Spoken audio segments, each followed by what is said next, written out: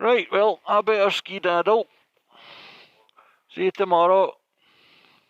And it's definitely due this time. Mind that, I came in, it was only been 6 months or something. I thought...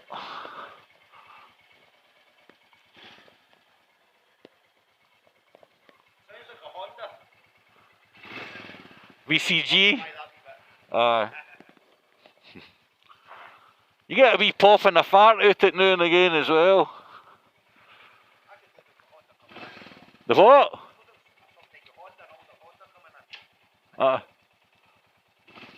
Right, catch you tomorrow.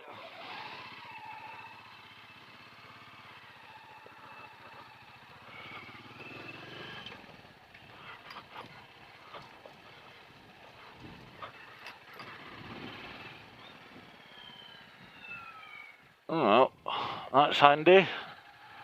So when can you book it in for an MOT? And I'm thinking it's going to be weeks away or something. He says, oh, tomorrow. I'll fit you in tomorrow between cars or something. So that's handy. So I had a nice wee chat about all our various motorbikes we've had and gone to the TT racing and stuff like that. It's always nice to have a wee sit in a leather with somebody like-minded. So I'm now going to have to go home and make sure our bike is ready for the MOT. Because I think it's supposed to be a bit rainy tomorrow and I don't want to leave it to the morning, you know. So I better go home and do that. Green light for a change. How about it?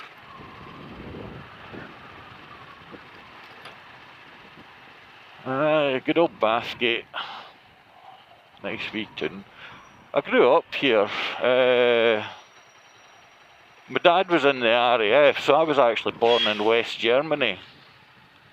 Which is funny when you think about it, because I was born in a country that doesn't exist now. Yeah, West Germany. So anyway, he was in the RAF, and so I was born over there. And then we moved back to the UK. I think I was only about 1 or 2 years old. And he was stationed in Lookers, RAF Lookers up in Fife, near St Andrews. And I've got very vague memories of that place. I think I was about 4-year-old when we left, so I can just remember a few things about it. And then we moved to Bathgate because he got a job at an engineering company in Livingston. So we moved down here. We stayed in Livingston for a wee while. Got a council house.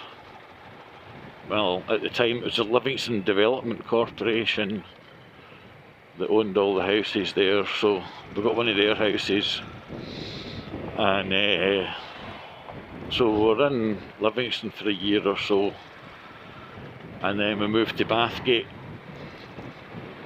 And I grew up, stayed in Bathgate. And then when I met Fiona, we moved to Livingston. We got a house, again from the LDC.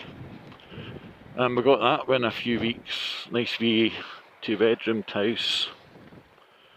And we bought that, and at the time it was, you got that discount, you know, buying a rental property, so we got it for half price, which is brilliant. I think we paid about £15,000 for our first house, and made as much again when we sold it, if no more. So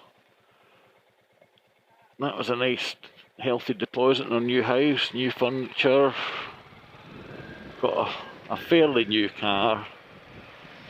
I think it was only about 3 or 4 years old, so that was all nicely set up. So stayed in Livingston ever since, but when folks ask me where I'm from, I say Bathgate.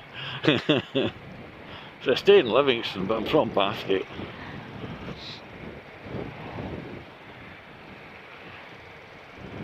So that was that. So I'm trying to think if there's anything on our bike that'll... It was fine the last time I rode it as well, and she rode it, so should be good. I'll check the tyre pressures and the chain and stuff, and then that's about it. You can't really do much more. All the lights and things are working, the horn. Yeah, so I'll just make sure it's rideable. Nothing more embarrassing than getting failed for an indicator valve or something like that.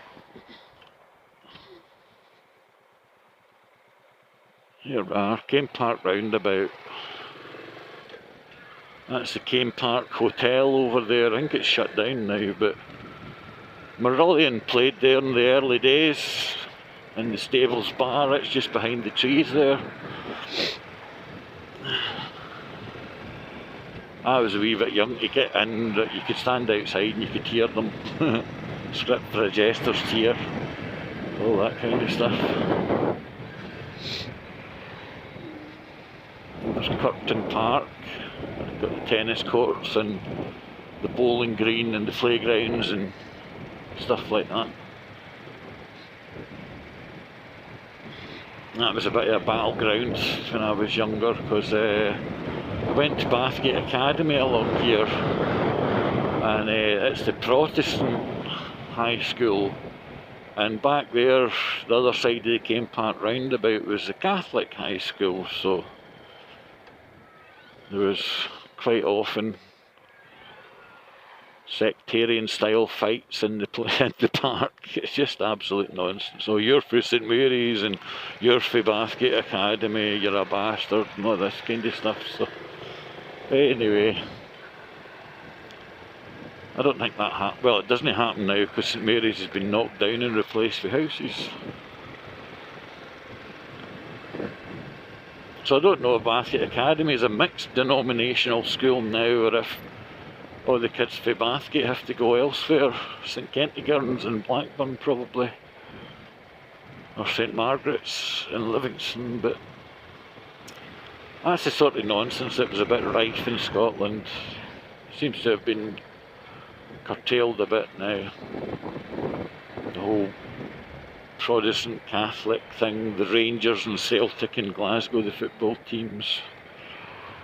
And then there's the East Coast versus the West Coast, like the Edinburgh teams don't get on with the Glasgow teams, and just can't be bothered with any of that. None of that interests me whatsoever. So I don't really care where people are from or what religion they are or what they do, but it used to be you couldn't walk home through that park after school Sundays. Utter nonsense. And then you grow up and you end up pals with half of the folk that you used to think were enemies.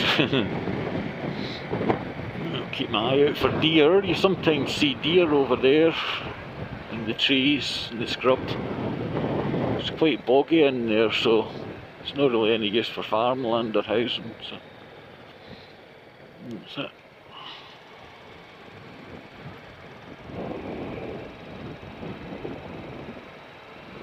I can't see any. Big Tesco warehouse, massive thing, absolutely huge. I think that does most of the middle of Scotland, that one.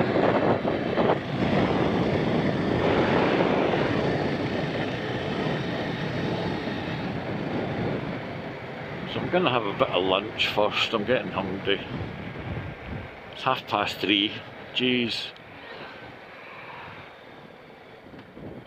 Must have been sitting chatting through there for about half an hour. More. Time flies when you're having fun.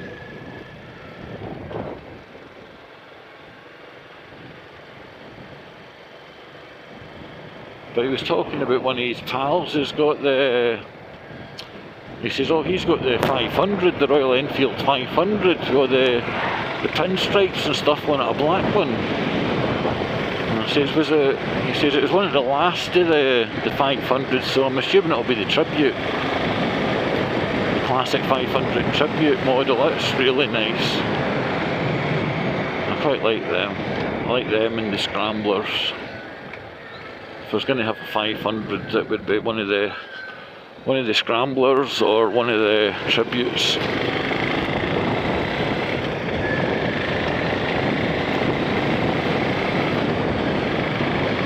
I might go to the shop, get a sausage roll. Get a wee sausage roll for lunch, even though it's nearly dinner time. Traffic. He's gone left, so I'm out of here. Yeah, to do.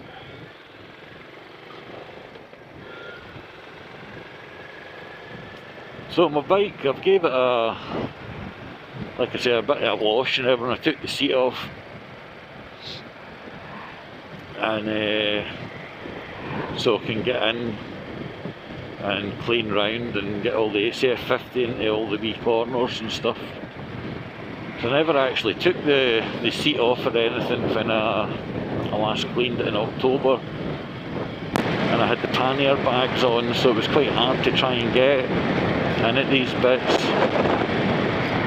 And the chrome on the shock absorber, I think it's this side, the chrome on the rear shock absorber spring, it's got a couple of wee rusty spots, so I'll have to give them a bit of a wipe with some tin foil, see what they're like. But yeah, so far it's looking good. I need to give the engine cases a bit of a clean up, but there's nothing horrendously furry on them. In fact, I might get my phone out and have a wee look round the bike and let you all see it when I get home. But I'll check over my bike first and then see how I'm keeping after that. Or I might wait until I've gave it a proper clean up, got everything back to how it should be, and then I'll make a video, a follow up to my build quality one. I'll have to check the date when I actually posted that. I think it was, I'm sure it was October. It was before they salted the roads, because I remember there was a couple of frosty mornings and I thought I better get the bike sorted out before the salt was on the road, you know, so I'm sure it was middle of October or something. I'll have a wee check when I get home. So anyway, I'll say catch you all later, and thanks for watching, and I'll let you know how Fiona's bike gets on with its MOT when I get a chance. So if it does fail, it'll be for something stupid. But I can't think, no, it'll be fine. I'll check the tyre pressures and that'll do. Right folks, so I'll say goodbye and I'll see you all next time. Ta-ta!